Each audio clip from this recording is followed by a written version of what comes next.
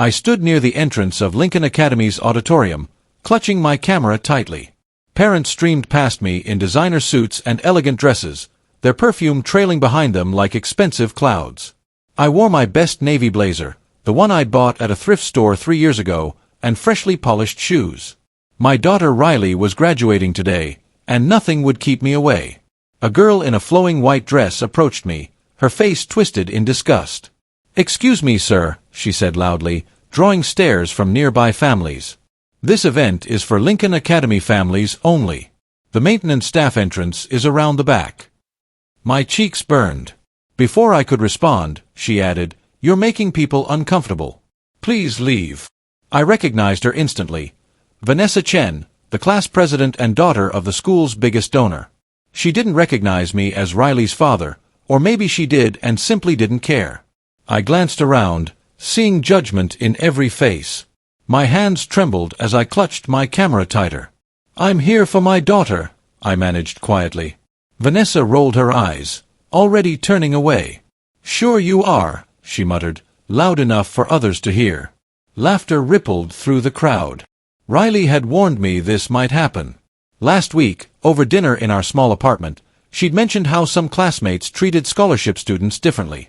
"Dad, you don't have to come if it's uncomfortable," she'd said, stirring her pasta nervously. "I know how they can be." I'd insisted, promising her I'd be there no matter what. Riley was my entire world, raised alone after her mother passed when she was 6. I'd worked 3 jobs to keep her in good schools, sacrificing everything for her future. Lincoln Academy was elite, yes, but Riley earned her spot through pure brilliance. She'd been accepted on a full academic scholarship, something the school proudly advertised in their brochures. But behind closed doors, I'd learned that scholarship students were often treated as lesser. Riley rarely talked about it, but I noticed things. Party invitations she never received, group projects she completed alone, the way she'd grown quieter over 4 years. Today was supposed to be her triumph. I'd saved for months to buy her the laptop she needed for college. I'd planned a small celebration dinner at her favorite restaurant. But standing here, humiliated at the entrance, I wondered if my presence would only hurt her more. I found a seat in the back corner, away from the judgmental stares. The auditorium filled quickly with proud families, their conversations buzzing about summer homes and European vacations. I sat alone, my camera ready, determined to capture Riley's moment. The ceremony began with the principal's speech about excellence and tradition. Then came student speakers, including Vanessa, who talked about leadership and privilege with zero self-awareness. I watched parents beam with pride, while I silently counted the years of sacrifice that brought us here. When Riley's name was called, I stood up, camera raised. She walked across that stage with her head held high, accepting her diploma with a smile that made every hardship worthwhile. I snapped photos frantically, my heart swelling. But as she returned to her seat, I saw her glance toward where wealthy parents sat, their professional photographers capturing every angle. After the ceremony, families gathered outside for photos and celebrations. I approached Riley cautiously, unsure if she'd want me there among her classmates. Her face lit up when she saw me, and she rushed over for a hug. "Dad, you made it." Vanessa appeared moments later with a group of girls, all holding bouquets bigger than my monthly grocery budget. "Riley," she called sweetly, "we're all going to Bella Vista for lunch. My dad reserved the whole patio." She glanced at me dismissively. "Family only, of course." Riley's smile faltered. "Actually, my dad and I have plans." "Oh, bring him along," Vanessa interrupted with fake enthusiasm. "I'm sure the staff can seat him somewhere." The other girls giggled. My stomach churned with humiliation, but Riley's hand tightened around mine. "No thanks," Riley said firmly. "We're celebrating our way." We walked away together, leaving Vanessa's shocked expression behind. Once out of earshot, Riley squeezed my hand. "I'm sorry about her, Dad. She's always been awful." I forced a smile, but inside, anger simmered. Not just at Vanessa's cruelty, but at a system that made my daughter feel less than. We drove to our favorite diner. Nothing fancy, just comfortable booths and honest food. As we ate, Riley talked excitedly about college, but I kept thinking about that auditorium, those stares, that dismissive voice. Something had shifted inside me. I'd stayed quiet for years, accepting disrespect because I thought it didn't matter. But it did matter. What Riley didn't know, what nobody at Lincoln Academy knew, was that I wasn't just a maintenance worker struggling to survive. That was true once, years ago. But over the past decade, I'd built something extraordinary in the shadows. My name is David Park, and I'm the founder of SecureNet Solutions, a cybersecurity firm worth $180 million. I'd started it in our apartment spare room, working nights after my day jobs, driven by a passion for protecting data. The company grew quietly, acquiring contracts with major corporations who valued discretion over flash. I'd kept my wealth hidden intentionally. After Riley's mother died, I'd watched how money changed people, how it created barriers between genuine relationships. I wanted Riley to grow up grounded, understanding hard work's value. So we lived modestly, and I never corrected assumptions about my financial situation. But maintaining that facade meant swallowing pride regularly. It meant accepting disrespect from people like Vanessa, watching Riley navigate a world that judged her for circumstances that weren't even real. I told myself it built character, that authenticity mattered more than perception. Now, sitting across from Riley in that diner, I wondered if I'd been wrong. Maybe some truths needed revealing. That evening, I sat in my home office, a converted bedroom where SecureNet's biggest decisions happened, reviewing our quarterly reports. My CFO had sent projections showing another record-breaking year. We'd just secured a contract with a Fortune 500 company, and expansion opportunities were flooding in. My phone buzzed with a text from Riley. "Thanks for today, Dad. Best graduation ever, despite the drama. Love you." I smiled, but that earlier anger still simmered. I opened Lincoln Academy's website, browsing their donor list. The Chen family's name appeared prominently. They donated $2 million for a new science building. I noticed something else. The school's entire digital infrastructure was outdated and vulnerable. Their donation page used encryption protocols from a decade ago. Student data was barely protected. For a school charging $50,000 annual tuition, their cybersecurity was embarrassingly weak. An idea formed, dangerous and tempting. I could help them, of course. SecureNet specialized in educational institution security. But help would come with conditions. I'd spent years being invisible, letting people underestimate me. Maybe it was time they understood exactly who they'd dismissed. I drafted an email to the principal, then deleted it. Too direct. This required finesse, strategy. I needed them to come to me. 2 days later, opportunity knocked. Lincoln Academy's website crashed during their annual fundraising gala, taking their donation portal offline. The timing couldn't have been worse. Wealthy alumni were attempting to contribute during the event, and technical failures embarrassed the administration publicly. I learned about this through Riley, who heard gossip from classmates. Apparently, they lost thousands in donations because nobody could process payments, she said over breakfast. The IT department is freaking out. I sipped my coffee calmly, already knowing exactly what happened and how to fix it. That afternoon, I sent an email to Principal Harrison from my SecureNet corporate account. "Dear Dr. Harrison, I noticed your recent technical difficulties and wanted to offer assistance. SecureNet Solutions specializes in educational cybersecurity. We'd be happy to provide a complimentary assessment of your systems. Best regards, David Park, founder and CEO." Within an hour, Dr. Harrison responded personally, "Mr. Park, thank you for reaching out. We're quite desperate for reliable solutions. Would you be available to meet this week?" I scheduled a meeting for Friday, allowing time to prepare my strategy. Riley noticed my good mood that evening. "What's got you so happy, Dad?" I just smiled. "Good things coming, sweetheart. Good things are coming." Friday arrived, and I dressed in my best suit, a custom-tailored piece I rarely wore, reserved for major client meetings. I drove to Lincoln Academy in my Tesla, a car Riley had never seen because I usually took the bus when visiting her school. The guard at the entrance looked confused when I stated my appointment with the principal. "Mr. Park from SecureNet?" I confirmed. His eyebrows rose as he checked his list, then waved me through to the visitor parking area. I walked through the same entrance where Vanessa had humiliated me days earlier, but this time, heads turned for different reasons. Dr. Harrison greeted me warmly in her office, her handshake firm. "Thank you for coming on short notice, Mr. Park. We've researched your company. Very impressive work. She had no idea she was talking to Riley's father, the man dismissed as maintenance staff at graduation. I presented my assessment calmly, outlining their vulnerabilities in technical terms that made her wince. Your student data is essentially unprotected. One decent hacker could access everything: social security numbers, financial information, academic records. You're one breach away from massive legal liability. Her face paled. How quickly can you fix this? I paused deliberately. That depends on several factors, Dr. Harrison. Let's discuss terms. Over the next hour, I outlined what SecureNet could offer: complete infrastructure overhaul, military-grade encryption, ongoing monitoring, and staff training. The price tag was substantial: $5 million over 3 years. Dr. Harrison didn't flinch at the cost. She was more concerned about implementation speed. We need this done before the fall semester, she insisted. Parents are already nervous after the gala incident.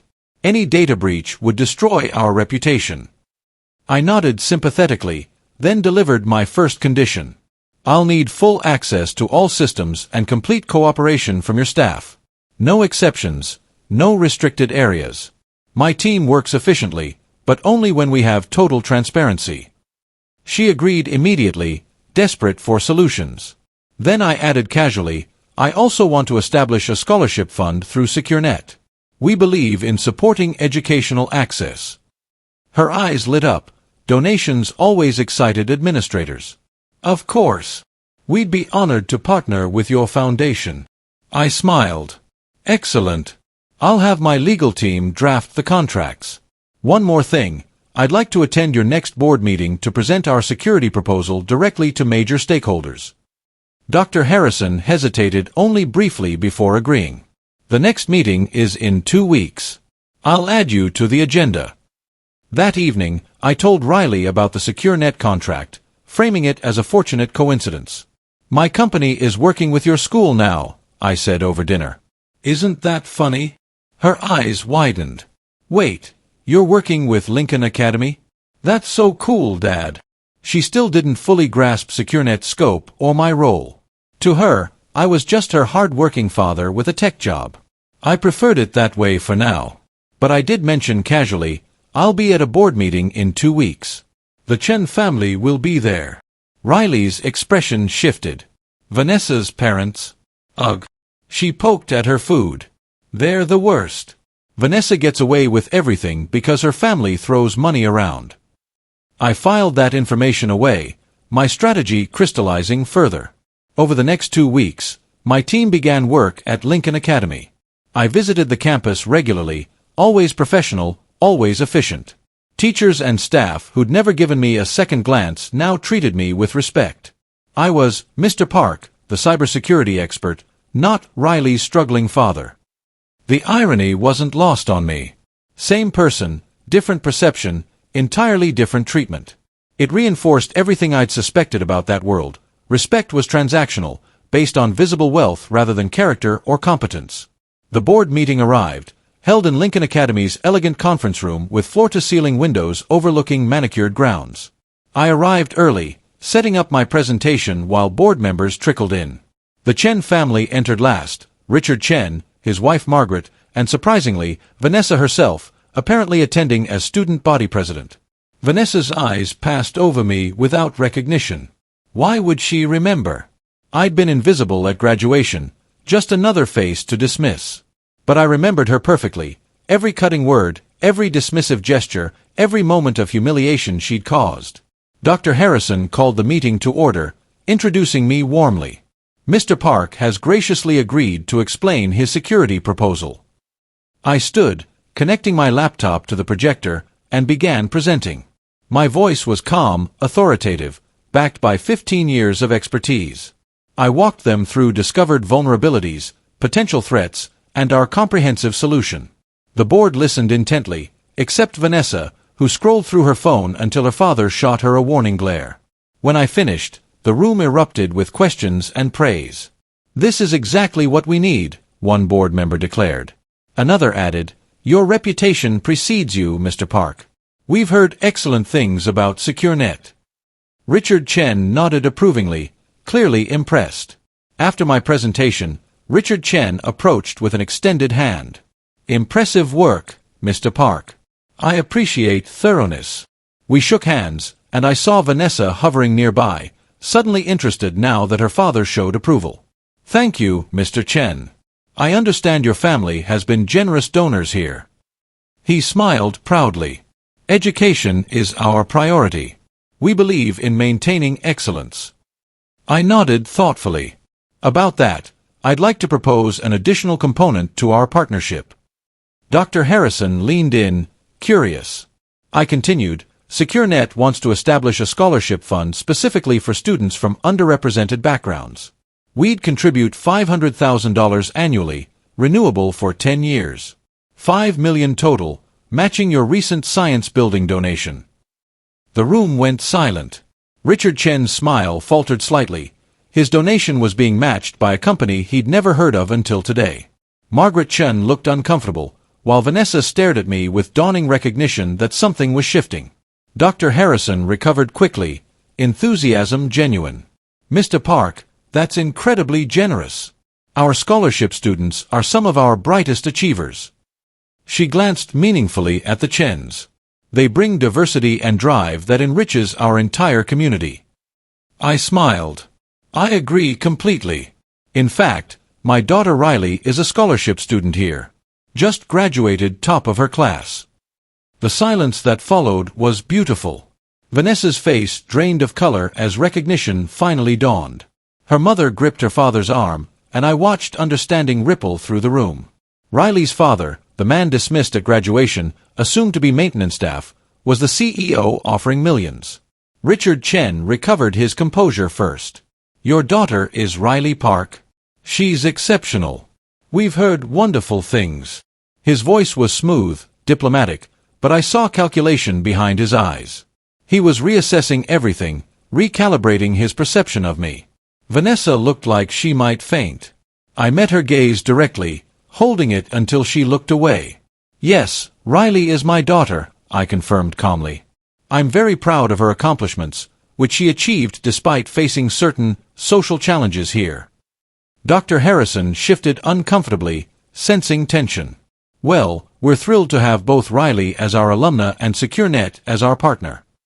She moved to redirect the conversation, but I wasn't finished. "Before we finalize contracts, I have one additional condition." The room waited. "I want assurance that all students, regardless of financial background, are treated with equal respect and dignity. No exceptions." My eyes found Vanessa's again. "Scholarship recipients are not lesser members of this community. They're valuable contributors who've earned their place." The meeting concluded with handshakes and congratulations, but tension lingered. As people filtered out, Richard Chen approached me privately. "Mr. Park, about your concerns regarding student treatment, could you elaborate?" His tone was careful, diplomatic. I considered my words. "Mr. Chen, at graduation, your daughter told me to leave the auditorium. She assumed I was maintenance staff and didn't belong. She humiliated me in front of other families." His jaw tightened. "Then, she excluded Riley from celebrations specifically because of perceived economic differences." To his credit, Richard looked genuinely disturbed. "I'm very sorry. That's unacceptable." He glanced toward where Vanessa waited by the door. "I'll address this immediately." I appreciated his sincerity, but new words meant little without action. "I'm not seeking apologies, Mr. Chen. I'm seeking cultural change. Your donations have given you influence here. Use it to promote genuine inclusivity." He nodded slowly, processing. "You're right. I will." We shook hands again, this time with a different understanding between us. As I packed my materials, Vanessa approached hesitantly. "Mr. Park." "I didn't realize," she trailed off, struggling. I waited, letting her discomfort stretch. Finally, she whispered, "I'm sorry about graduation. That was wrong." I studied her face, seeing genuine remorse mixed with embarrassment. "Vanessa, you should apologize to Riley, not me." Driving home, I felt satisfaction mixed with something heavier. Maybe regret that this confrontation was necessary at all. I'd wanted Riley's graduation to be pure celebration, not a lesson in class dynamics and prejudice. But perhaps some lessons needed learning publicly. Riley was home when I arrived, studying college course catalogs at our kitchen table. "Hey, Dad. How was your meeting?" Her smile was innocent, unaware of the day's drama. I sat across from her, considering how much to share. "It went well. The school approved everything." I paused. "Riley, I need to tell you something about my company." Her curiosity sparked. "What about it?" I took a breath. "SecureNet is more successful than I've let on. We're worth about $180 million. Her eyes widened comically. "What? Dad, are you serious?" I nodded. "I kept it quiet because I wanted you to grow up normal, grounded. But today at that meeting, some things happened that made me realize hiding it was hurting you more than helping." I explained the graduation incident, watching her expression shift from shock to understanding to anger. "Vanessa said that to you?" Her hands clenched. "Dad, I'm so sorry. I had no idea." I covered her hand with mine. "Not your fault, sweetheart. But things are going to change now." Over the next week, news of SecureNet's partnership and scholarship fund spread through Lincoln Academy's community. The social media response was immediate and divided. Some celebrated the new resources. Others whispered about buying influence and showing off wealth. Riley's phone exploded with messages from classmates who'd previously ignored her. Suddenly, everyone wanted to reconnect, to claim friendship, to attach themselves to her newly revealed status. She handled it with grace I admired, politely but firmly maintaining distance from those who'd excluded her. Vanessa reached out directly via text. "Riley, I'm really sorry about everything. I was awful to you and your dad. Can we talk?" Riley showed me the message, uncertain. "What should I do, Dad?" I shrugged. "That's your choice. But remember, apologies are easy. Changed behavior matters more." She decided to meet Vanessa for coffee, giving her one chance to explain herself. I supported her decision while privately remaining skeptical. People rarely changed fundamentally, especially those raised with entitlement. But I wanted Riley to make her own choices about forgiveness. Meanwhile, I focused on ensuring SecureNet's scholarship fund had a real impact. I worked with Dr. Harrison to establish clear criteria: academic merit combined with financial need, but also consideration for students who'd overcome significant obstacles. Riley helped design the application process. Riley's coffee meeting with Vanessa was surprisingly productive. She came home thoughtful rather than angry. "Dad, I think she actually gets it now," Riley said, curling up on our couch. She was really embarrassed about graduation. Apparently, her parents had a huge talk with her about privilege and assumptions. I listened carefully. "And you believe her remorse is genuine?" Riley considered. "I think so. She admitted she's treated scholarship students badly for years, that she bought into this idea that wealth equals worth. She said seeing you at that board meeting completely shattered her worldview." That evening, Vanessa's parents invited us to dinner, a formal apology, they said. I was hesitant, but Riley encouraged it. "Maybe this is a chance for real change, Dad." So we accepted, agreeing to meet at an upscale restaurant I'd never visited despite easily affording it. The dinner was awkward initially, everyone dancing around tension. But gradually, real conversation emerged. Richard Chen admitted he'd contributed to creating an elitist culture by emphasizing donations over values. Margaret shared her own background. She'd grown up poor, married into wealth, and somewhere lost sight of where she came from. Vanessa was quiet mostly, but when she spoke, her words felt sincere.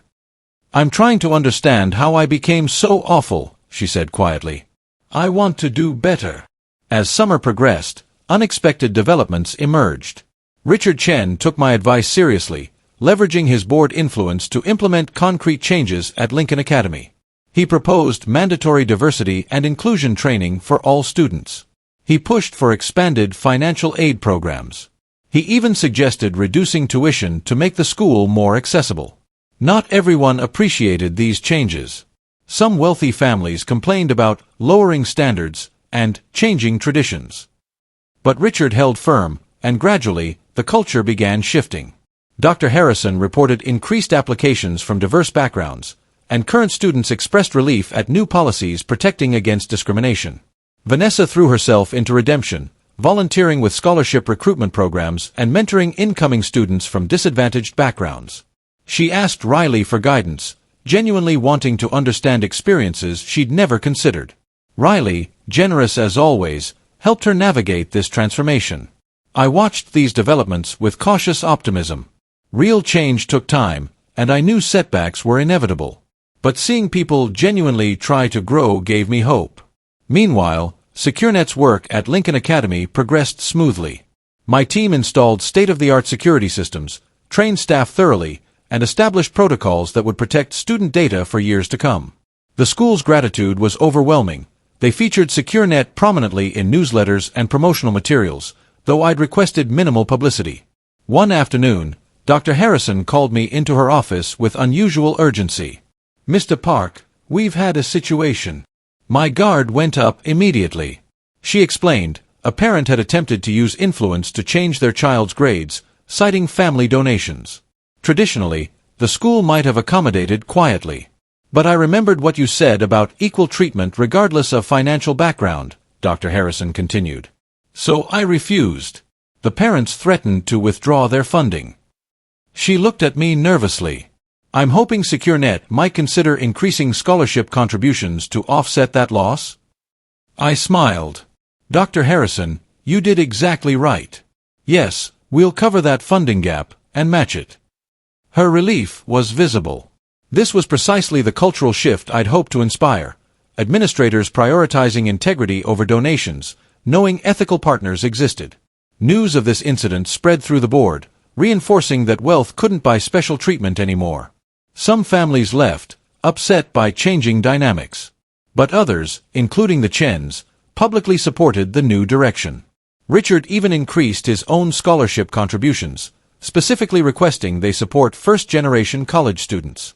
The transformation wasn't complete. Institutional culture takes years to fully change. But foundations were being laid for something better, more equitable, more aligned with educational values that actually mattered. As Riley prepared to leave for college, I reflected on everything that had happened since graduation. What started as humiliation at an auditorium entrance had catalyzed changes affecting hundreds of future students. The experience taught me that silence, while comfortable, sometimes enabled injustice. Riley was excited about her future, having chosen a prestigious engineering program on full scholarship, earned entirely through her own merit. She'd received offers from multiple schools, all recognizing her brilliance. Watching her pack, I felt overwhelming pride mixed with bittersweet awareness that she was leaving our small apartment behind. "Dad, thank you for everything," she said one evening, folding clothes into suitcases. "Not just the money stuff, though that's still mind-blowing, but for teaching me that worth isn't about wealth or status. You could have flaunted your success years ago, but you chose authenticity instead." Her words meant everything. "I just wanted you to understand what actually matters, Riley. Compassion, integrity, hard work, those things matter more than any bank account." She hugged me tightly. "I know, Dad. And I'll carry those lessons forever." The night before she left, we had one final dinner at that same diner where we'd celebrated graduation. Same booth, same comfort food, but everything felt different now. We weren't hiding anymore, but we also weren't defined by wealth. We were simply ourselves, enough just as we were. A month after Riley left for college, Lincoln Academy held their annual scholarship award ceremony. I attended as SecureNet's representative, presenting the first 5 scholarships from our fund. Each recipient had overcome significant obstacles, poverty, family challenges, systemic barriers, to achieve academic excellence. As I handed out awards, I saw tears in my parents' eyes. These families understood struggle intimately. They knew what opportunities like this meant. One mother approached afterward, gripping my hands. "Thank you," she whispered. "My son never imagined this was possible." Her gratitude humbled me. Vanessa helped organize the ceremony, working behind the scenes to ensure everything ran smoothly. I noticed her genuine interactions with scholarship families. No condescension, no othering, just authentic human connection. She'd changed significantly over the summer, though I knew growth was ongoing. After the ceremony, Richard Chen pulled me aside. "David, I wanted you to know, Vanessa's attending State University rather than the Ivy League school we'd planned. She wants to understand life beyond privilege." He looked both proud and concerned. "I think your family taught mine important lessons." I appreciated his acknowledgement. "Everyone's on their own journey, Richard. Supporting Vanessa's growth is what matters." We shook hands, mutual respect replacing the awkwardness of our first meeting. Riley thrived at college, calling weekly with excited updates about classes, friends, and projects. She'd found her community, other driven students who valued knowledge over status. "Dad, I finally feel like I belong somewhere," she told me one evening. Her happiness made every sacrifice worthwhile. Meanwhile, SecureNet continued growing, securing new contracts and expanding services. My team had grown to 50 employees, many from non-traditional backgrounds, people I'd hired based on potential rather than pedigree. We'd built a company culture emphasizing merit, creativity, and mutual respect. I also quietly funded other educational initiatives, coding boot camps for underserved communities, STEM programs for girls, scholarship funds at public universities. The work felt purposeful, using resources to create opportunities for others the way Riley had been given chances. One day, Dr. Harrison contacted me about a documentary filmmaker wanting to feature Lincoln Academy's transformation. "They specifically want to interview you about the scholarship fund and cultural changes," she explained. "Would you be willing?" I hesitated. Publicity still made me uncomfortable, but agreed, recognizing the story might inspire others. The resulting documentary, titled Beyond the Gates, premiered 6 months later. It featured interviews with scholarship recipients, reformed families like the Chens, and reluctant commentary from me about the graduation incident that sparked everything. The documentary gained unexpected attention, airing on educational networks and streaming platforms. Suddenly, SecureNet's phone rang constantly. Other schools requesting similar partnerships, organizations seeking advice on creating equitable environments, media wanting interviews. I was ambivalent about the attention. Part of me wanted to retreat back into comfortable anonymity. But I recognized this platform could amplify important messages about educational access and breaking down class barriers. So I accepted select speaking engagements, always emphasizing systemic change over individual charity. At one conference, a young woman approached afterward. "Mr. Park, I was a scholarship student who faced similar treatment you described. Hearing your story gave me courage to speak up about inequities at my school." Her words reminded me why visibility sometimes mattered more than comfort. Riley saw the documentary during Thanksgiving break, watching with tears streaming. "Dad, I had no idea how much you sacrificed over the years," she said afterward. "All those extra jobs, the quiet struggle, you never complained." I shrugged. "You were worth everything, Riley. Still are." That holiday, we hosted dinner at our apartment, still modest despite changed finances, inviting a few scholarship recipients and their families. Around our table, diverse stories intertwined: immigrants, single parents, students overcoming disabilities. The conversation was rich, real, grounded in shared understanding of hard-won achievement. 2 years after that transformative graduation, I received an invitation to speak at Lincoln Academy's commencement ceremony. Dr. Harrison called personally, "David, you fundamentally changed our school's culture. We'd be honored if you'd address this year's graduates." I accepted, spending weeks crafting remarks that balanced honesty with hope. Standing at that podium, the same auditorium where I'd been dismissed, felt surreal. I scanned the audience, seeing familiar faces: the Chens, Dr. Harrison, former board members, and 3 rows of scholarship recipients I'd come to know personally. My speech focused on worth beyond wealth, emphasizing that true success meant lifting others while climbing. I shared my story, the humiliation, the revelation, the transformation, not for sympathy but to illustrate that assumptions harm everyone. "Judge people by their character and contributions," I urged graduates. "Not by their bank accounts or family names." The applause was thunderous. Afterward, students lined up asking questions, seeking advice, wanting to connect. Several shared their own experiences with class discrimination, thanking me for validating struggles they'd felt alone in. Parents expressed gratitude for cultural changes that made their children's experiences more equitable. Vanessa attended, now a junior at State University studying social work. She hugged me warmly. "Thank you for not giving up on me," she whispered. "You changed my life." I smiled. "You changed yourself, Vanessa. That's what matters." Riley graduated college with highest honors, accepting a position at a top tech firm while also launching her own non-profit supporting first-generation college students. She'd found her purpose, combining technical skills with passion for educational equity. Watching her commencement, I felt overwhelming pride. That evening, we returned to our favorite diner, tradition now, regardless of our changed circumstances. Over burgers and fries, we reflected on the journey since her high school graduation. "Do you regret how everything unfolded?" Riley asked. "The confrontation, the publicity, all of it?" I considered it carefully. "I regret that confrontation was necessary. But I don't regret the outcome: real change at Lincoln Academy, expanded opportunities for students, personal growth for people like Vanessa." I smiled. Sometimes discomfort catalyzes transformation. That humiliation at your graduation? It became fuel for something meaningful.